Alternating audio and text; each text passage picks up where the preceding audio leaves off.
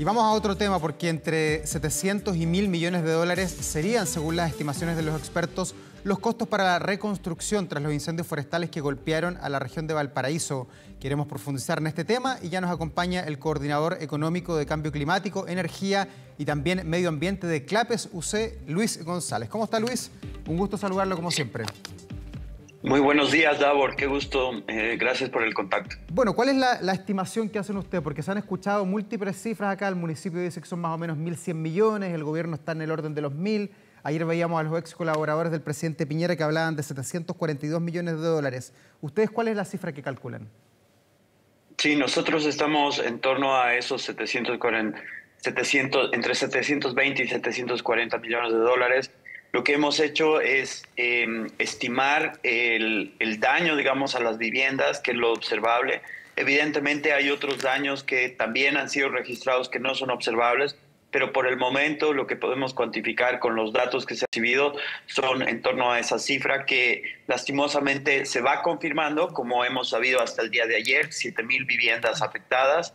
Se espera saber el grado de afectación y que pueden aumentar a través del tiempo. Ya, y más allá de los números, Luis, ¿cuáles son las variables que se consideran para colocarle cifras, para colocarle los números a esta catástrofe? ¿Cómo llega usted a esos 723 millones de dólares en el fondo? Hemos creado una metodología que estamos tratando de cuantificar los desastres naturales. Ya hace unos 3 años, de hecho, hemos partido con la cuantificación del desastre del incendio forestal con otras características del 2017 y 2023. Ahí hemos estimado una pérdida entre los 300 millones de dólares y para eso lo que utilizamos es, por ejemplo, el costo de una reposición de una vivienda social, ¿no es cierto?, con un cierto tipo de estándar que está en torno a los 1.250 UFs y por lo tanto con esa cuantificación más el grado de afectación de las viviendas podemos estimar estas pérdidas. También lo que utilizamos es una estimación del costo de capital natural en el caso de, digamos, afectaciones forestales y después obras civiles de reposición como en algunos servicios de electricidad, agua y caminos. Claro. Y dentro de las pérdidas económicas, sociales, también naturales que hemos visto ahí en la zona, veíamos el jardín botánico que quedó totalmente destruida. ¿Cuál es la que más cuesta recuperar? ¿Cuál es la que tiene más incidencia, la que más pesa en esta balanza que se hace para llegar a esa cifra? Mira, Davor, entre esta consideración económica, como tú bien mencionas, yo creo que la más difícil es la productividad que se va a ver afectada de esas personas. ¿Y qué quiere decir la productividad? Que muchos tenían, digamos, en sus hogares hornos o pequeños emprendimientos, ¿no es cierto?, que ha sido afectado y que por lo tanto no solamente restringe su capacidad, digamos, de alojamiento, sino que también sus ingresos.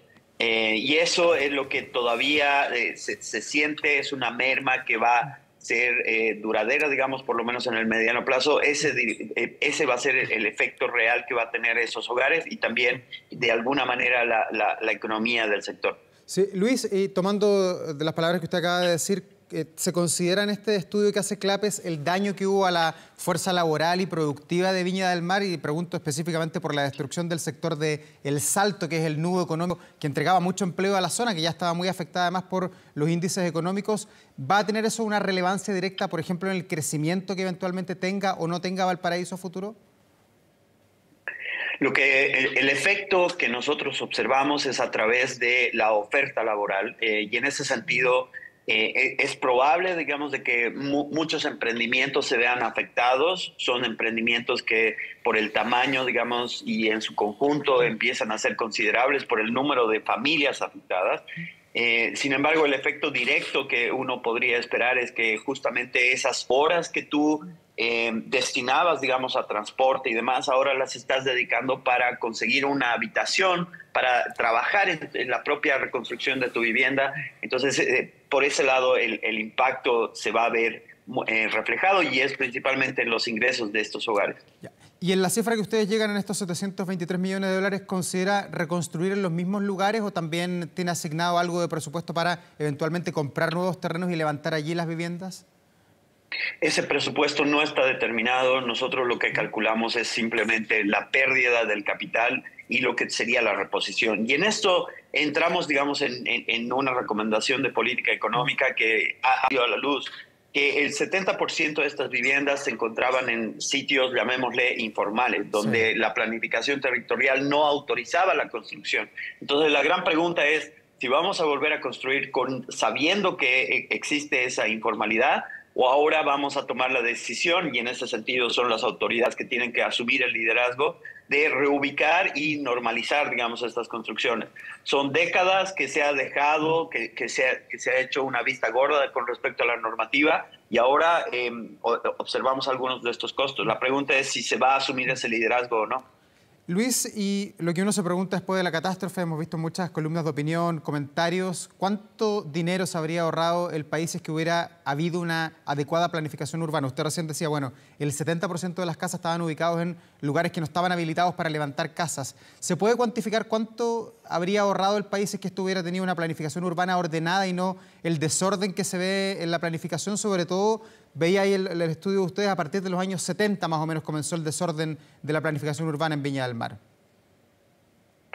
Técnicamente uno podría construir muchos contrafactuales, o sea, hacer muchos escenarios de cuál hubiera sido el estado en el que no hubiéramos tenido esta catástrofe. Sin embargo, existen múltiples alternativas porque las decisiones se han ido acumulando hacia atrás. Lo que sí podemos ver ahora es que hacia adelante, y especialmente con la llegada de nuevos factores, como por ejemplo nuevas personas que llegan a la comuna, ya sean inmigrantes locales o foráneas, es importante invertir en esto. Y más allá de eso, Davor, yo creo que lo importante es la fiscalización, porque la regulación está, pero el cumplimiento de la regulación es justamente una de las falencias que se ha ido acumulando, y aquí vemos algunos costos. Y comparado con los daños que se habían producido en las inundaciones, que ustedes ahí desde CLAPES también hicieron otro informe, ¿qué o cuánto más grave es la situación de ahora de los incendios? ¿Se puede comparar el incendio de este verano en Viña del Mar y alrededores versus lo que pasó en las inundaciones en julio-agosto, que afectó principalmente a las regiones de O'Higgins y el Maule? Esa pregunta es muy relevante, Davor, y especialmente para toda la gente que nos observa. Técnicamente, este fenómeno es algo diferente de los otros desastres naturales que hemos visto. ¿Y por qué? Porque en este fenómeno lo que hemos visto es que evidentemente el origen del incendio fue en una zona forestal que ha trascendido, digamos, a una zona altamente, digamos, habitada. Y en ese sentido el costo es aún mayor. Lo que hemos visto en incendios anteriores es que, por ejemplo, eran 500.000 hectáreas en promedio, 2017 y 2023, pero mayormente en áreas forestales, en plantaciones, en bosque nativo, que también tiene un costo, digamos, un costo ambiental, un costo de patrimonio del activo natural, pero no afectaba en gran medida, digamos, a las personas. Y aquí estamos viendo que las cifras sobrepasan el centenar de muertes, es realmente una tragedia. Pero en términos económicos, la otra catástrofe también la pudieron cuantificar. Hoy día usted me dice aquí en Viña del Mar, 742 millones más o menos, 740 en ese rango. ¿Cuánto le costó al país o le va a costar al país la reconstrucción de las zonas afectadas por el agua principalmente? Lo que hemos estimado es hasta un máximo de 300 millones, por ejemplo, eso es lo que pasó en la jornada anterior del 2023. Con respecto, digamos, al agua y las inundaciones, se estima en torno a los 250 millones estos incidentes, y esto se va sumando, pero no todo es cambio climático, y en esto quiero ser bastante enfático. El cambio climático como que tiene o exacerba las circunstancias, pero aquí lo que estamos hablando es que ¿cuál es el origen de estos incendios? Y esa es la gran pregunta. Si son causas naturales, que según el mismo presidente y según lo que conocemos de las estadísticas, es menos del 1%, digamos, de las causas netamente naturales. Y lo que estamos viendo es que muchas de estos fenómenos son provocados, ya sean por errores o por negligencia, digamos, del actor del ser humano. Por lo tanto, nuevamente mi punto aquí, lo importante es la fiscalización. Luis, y viendo la magnitud de los daños, lo oneroso además que es el costo que se ha cifrado hasta ahora, con los datos que se manejan, probablemente a lo mejor pueden aumentar en las próximas semanas, ¿de dónde va a salir el dinero para poder reconstruir? ¿Tiene Chile presupuesto para poder hacerle frente a esta emergencia? Porque uno escucha además estos informes, las ONG y también campañas que se están haciendo, aportes del Banco Mundial, de mecenas internacionales, pero uno ve que la cifra es tan grande que no alcanza por ningún lado. ¿Chile como país desde su presupuesto puede hacer frente a esto o no? Mira, la institucionalidad que se ha desarrollado, por ejemplo, con la reconstrucción y con la frecuencia que tenemos con respecto a los terremotos, ha creado el Fondo Nacional de Reconstrucción.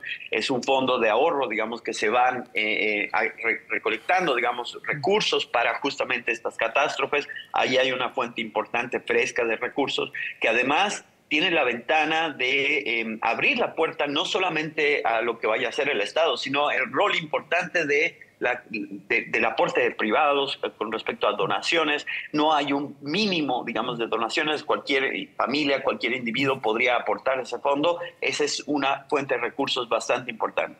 Lo otro es una reasignación de recursos, digamos, del presupuesto que se puede hacer desde Hacienda. Hemos conocido por parte del ministro de Hacienda que se están haciendo esos esfuerzos y eso también es algo importante para esto. Por suerte están los recursos, pero estos recursos no son ilimitados, son escasos y tenemos que estar conscientes de que se sacrifican algunos otros gastos que estaban planificados para cubrir estas emergencias. Ya. Luis, ¿y debería de alguna manera Chile estar mejor preparado para estas catástrofes en el sentido de tener mayores centros de acopio, no salir ahora que se quemaron las casas a comprar viviendas, sino que deberían estar de alguna manera en un stock, en una bodega, en un predio, para eventualmente ser utilizadas? Porque nos hemos encontrado con la burocracia en esta emergencia y también en otras. Sí, eso lo importante de aprovechar de la eficiencia también del sector privado, junto con con el aparato público, de trabajar mancomunadamente. Y por el otro lado, para estar más preparados, digamos, para las futuras emergencias, evidentemente hay que mejorar esto, pero de una manera eficiente. De nada nos sirve comprar aviones, digamos, cuando hay opciones de alquiler o hacerlo de una manera más eficiente para para estar prontos, digamos, a la respuesta y también tratar de ser eficientes con el uso de esos recursos. Luis González, coordinador económico de Cambio Climático, Energía y Medio Ambiente de Clapes UC, muchas gracias por esta entrevista, que le vaya muy bien. A ti, Davor, un gusto saludarte. Hasta luego. Gracias, buen día. 9 de la mañana en punto.